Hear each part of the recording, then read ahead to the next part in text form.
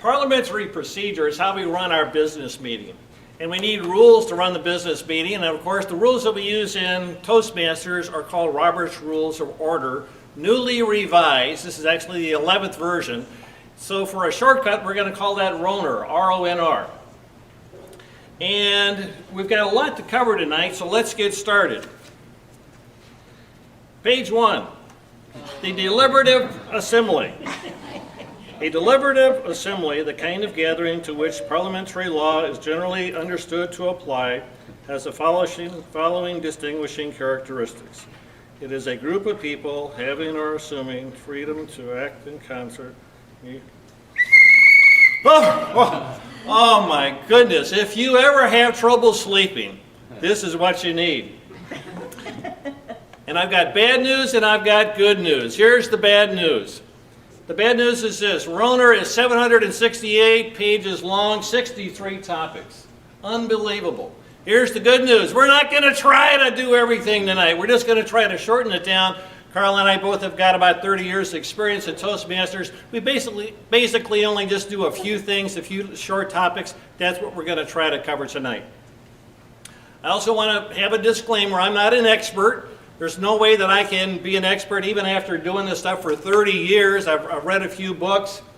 But if you have a very technical question, something that maybe only the experts can answer, buy the book. Buy the book. Now some of you may be a little bit intimidated by RONR. Julia and Patrick and all of these new Toastmasters say, what the heck's going on? Why do we need RONR? Why do we need all this parliamentary procedure? It seems sort of like a waste of time. But actually we use RONR every single day of our life. And let me give you a good example. Sue's going to be my little acting partner up here.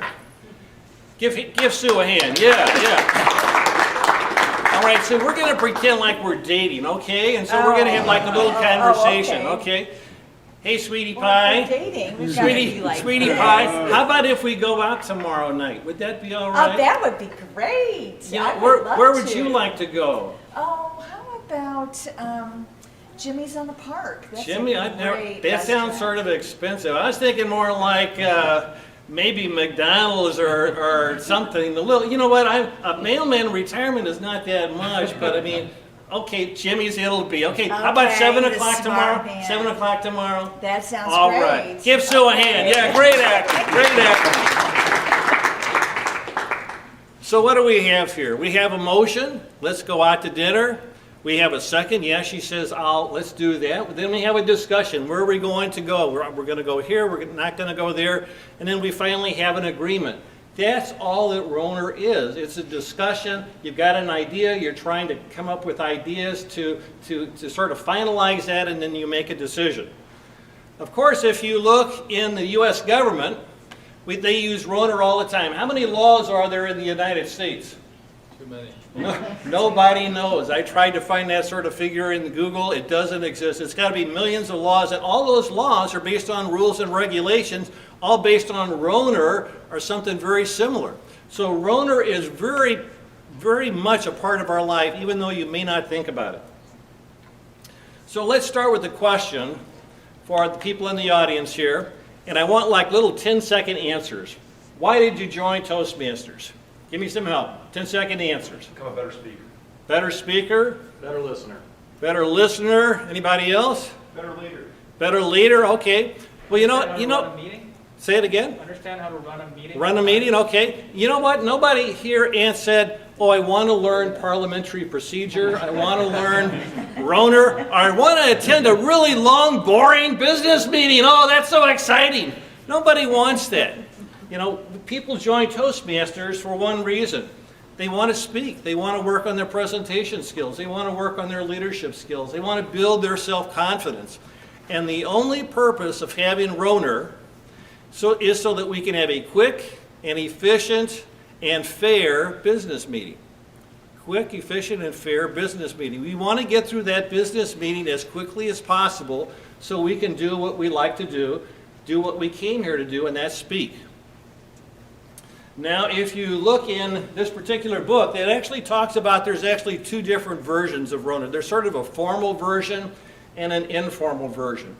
Now in the formal version, maybe if you've got 1,000 people in your organization, you need to be a little bit more formal. You need to do things more by the book. But we don't need that here in Toastmasters. We don't need people saying, well, you know, on page 376 it says, and we're not doing that. I mean, that's just going to turn people off. People are not going to like it. They're not going to come to the club. We're not going to get 2 people to join and 2 other visitors.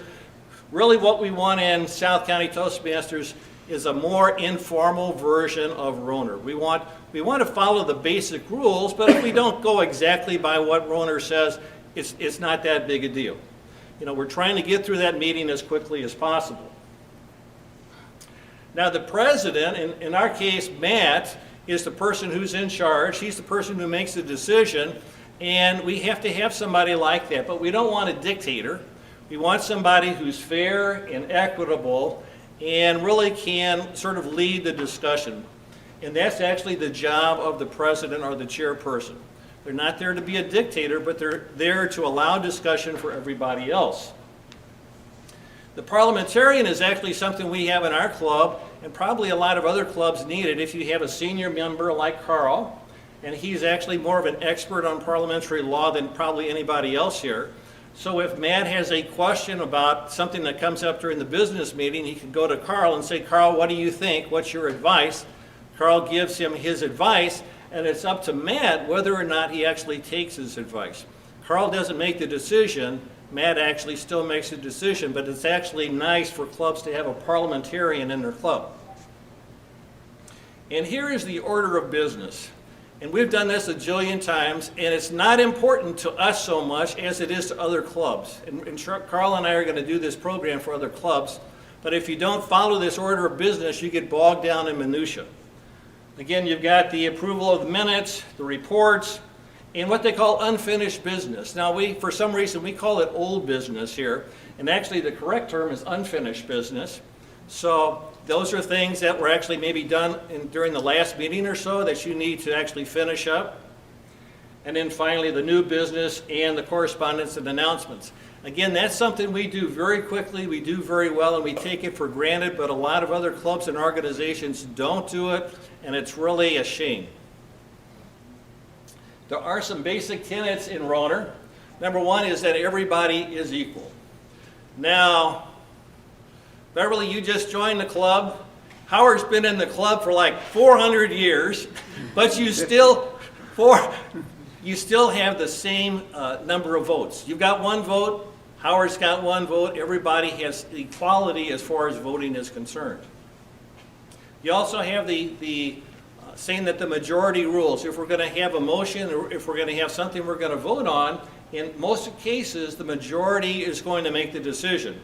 And the majority is more than half. That's the definition of what a majority is.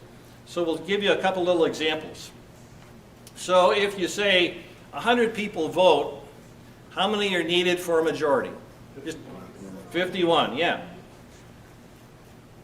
26 people vote. How many do you need for a majority? 14. Again, 13 is half. You need more than half, so it would be 14. Gets a little trickier here.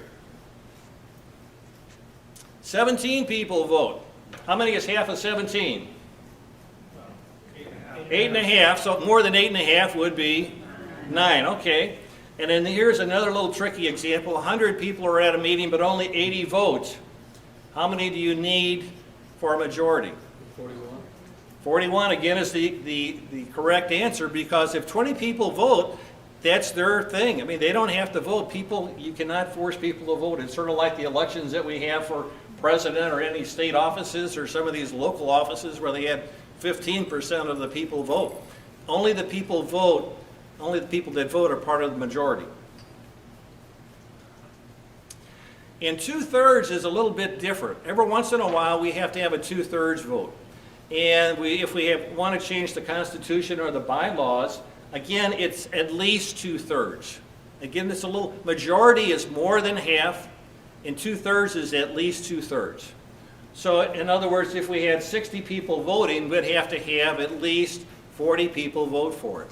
So again, this doesn't come up too often, but every once in a while, if we want to change the rules or the Constitution, we might need at least 2/3. The other basic tenet of RONR is that the minority has a right to be heard. Unfortunately, there are situations that you've seen lately on TV where the chairman pounds the gavel and says the meeting's over, and people say, I haven't had a chance to say anything. That's why we have discussion. Everybody gets a chance to say what they want to say during the business meeting. You know, especially if we've got a motion, you might have people for the motion, you might have people against the motion. The minority, whoever that is, they have a right to be heard, and that's part of the basic tenets of RONR. And also no multitasking, Jenny. Jenny's a big multitasker, and I try to keep her on track to make sure that she's videoing me, but when you are having a motion in a business meeting, you can only have one motion at a time, one main motion. You can't, you know, Carl can't make a main motion and somebody else says, oh, I think we ought to do something entirely different. That's out of order, only one thing at a time.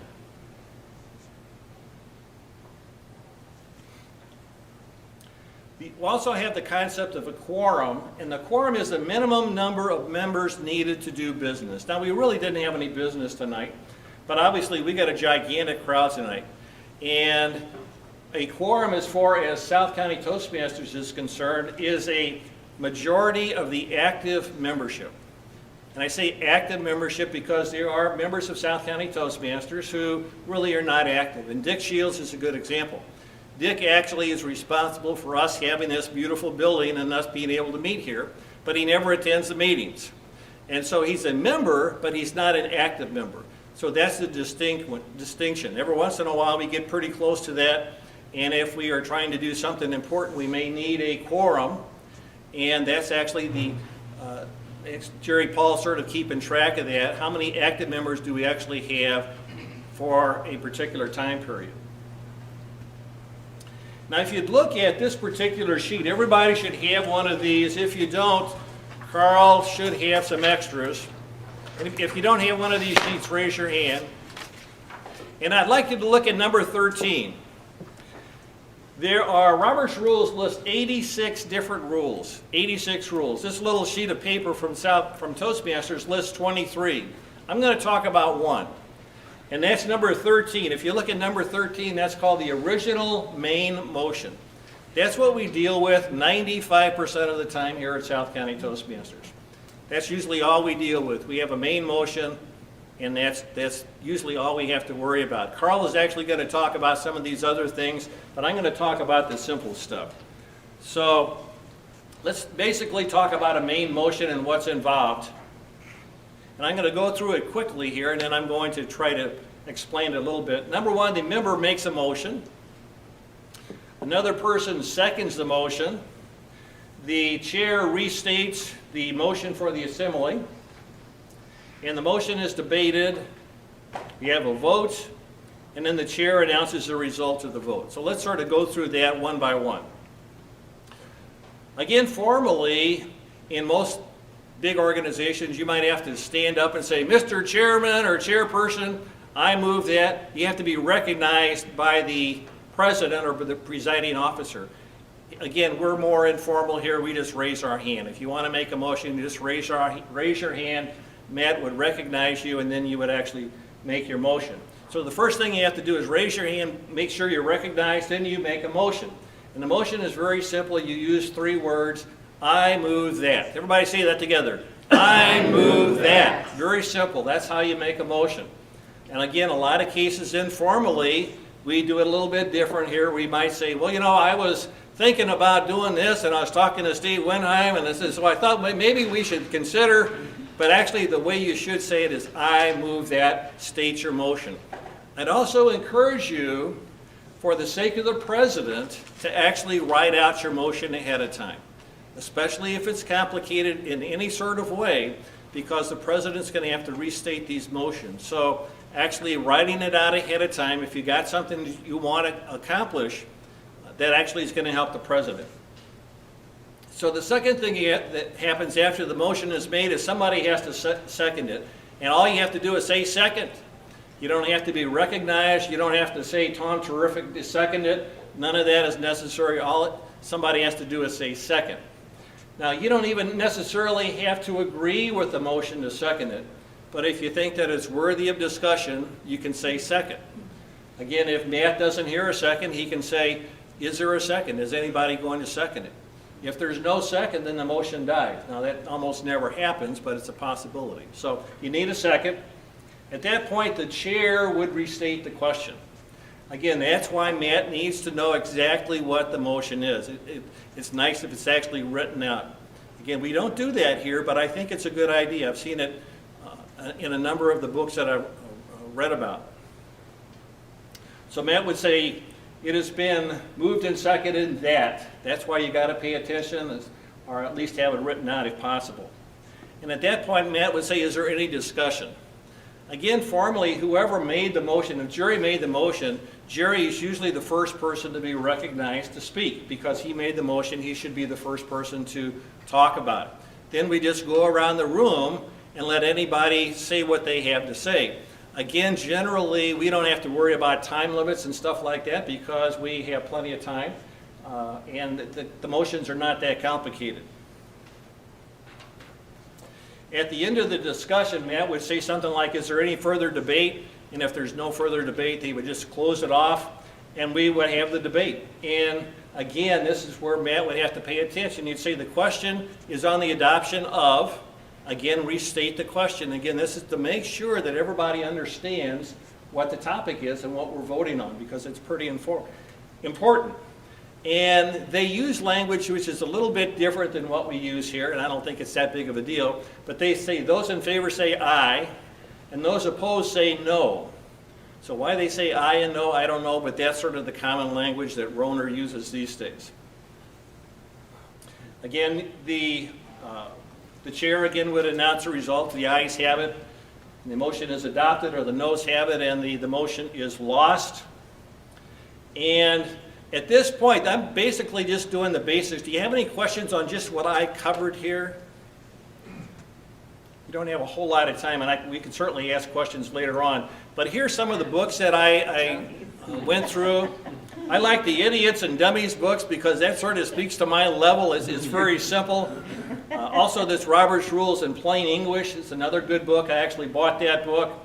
And again, this book here, the Robert's Rules of Order, is actually pretty interesting, I think. Actually, if you're looking up specific rules, it's actually, you're not going to read it word for word, but it does have some interesting stuff in here. It's not written that hard, and that Parliamentary Procedure, that big black book, that's another nice book that, especially the president can hand if they have some motions that they're really not quite sure how to handle. Again, that's about it. Again, let me emphasize, if you need to go to sleep some night, this is your answer. Mr. Toastmaster.